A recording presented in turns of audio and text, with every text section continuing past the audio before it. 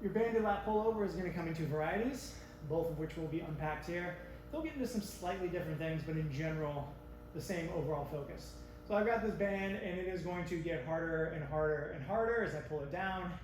And I'm going to be able to, if I get some good volume here and some good squeeze and hold, really crank down on my lats and get some good strength through here.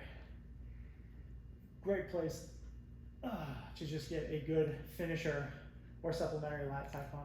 You'll notice I'm decently far away from the cage. So if I get too close, I've got no tension. And it's not like this would be a bad thing, but the tension doesn't really start until maybe here, and I've only got about half of that stimulus. In general, I want to start with some tension and then pull all the way through. Not so difficult that I get stopped right here, but finding that sweet spot between basically I start with some tension and it graduates until I've got a difficult stimulus here at the end. Incidentally, this is where I'm going to be strongest in my lats, so getting the most resistance here does have some cool benefits. Okay, let's say I don't have a sturdy enough anchor to pull that off. Well, I could go to something elevated. Again, it's going to be slightly different, but the principle is the same. I walk it out. I've now got a lat stretch. You won't really have a lat stretch available to you in this one, and I can pull down.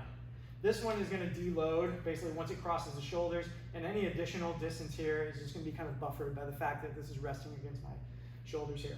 So, but I can still get about the same thing. A bit of a stretch, tension, pull, pull, pull, close it down, and repeat. I want to think of basically hitching myself slightly forward depending on how high my bar is. The higher the bar is, if this was directly ahead of me or directly on top of me, I could basically pull down from here. So this is very much going to depend on what your setup is, but in general, you're going to anchor to something, low or high.